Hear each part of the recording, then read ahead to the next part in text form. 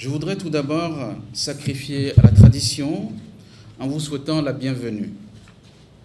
Nous sommes très heureux de vous accueillir à l'occasion de cette importante rencontre, la deuxième session extraordinaire du Conseil économique et social au titre de l'année 2025. Votre présence dans cette salle de conférence témoigne de l'intérêt que vous portez aux idéaux de notre prestigieuse institution. Comme vous le savez, le gouvernement a initié une réforme profonde qui s'est traduite par l'adoption et la promulgation en juillet 2024 d'une nouvelle loi organique sur le Conseil économique et social.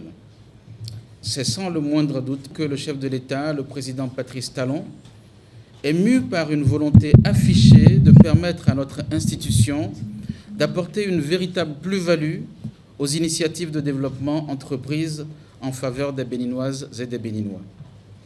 C'est tout naturellement que cette nouvelle loi, qui renforce la mission du Conseil économique et social, qui ouvre de nouvelles perspectives, appelle inéluctablement à une réorganisation du cadre institutionnel en même temps qu'elle implique l'adoption d'une nouvelle démarche en lien avec les nouveaux défis.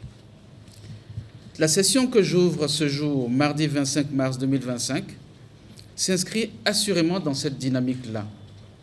Chers collègues, mesdames et messieurs, cette deuxième session extraordinaire du Conseil économique et social au titre de l'année 2025 sera essentiellement consacrée à la refonte de deux importants textes, le règlement intérieur et le règlement financier de notre institution, dont les projets sont déjà disponibles.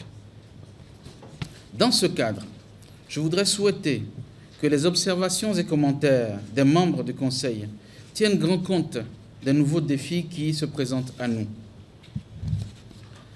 Intervenant au lendemain de l'adoption par l'Assemblée nationale de la loi portant cadre juridique de la chefferie traditionnelle en République du Bénin, notre session sera également l'occasion d'un débat général sur ce nouveau texte, en vue de dispositions utiles à prendre pour sa prochaine vulgarisation, conformément à l'article 1er de la loi organique sur le Conseil économique et social.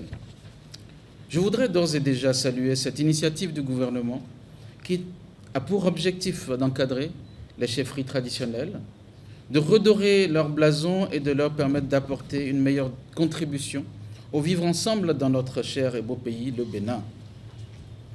Je ne saurais terminer mes propos sans faire observer avec bonheur que par votre présence, vous exprimez la volonté de porter haut l'étendard de l'institution, car, comme le dit si bien un proverbe africain, si tu veux aller vite, marche seul.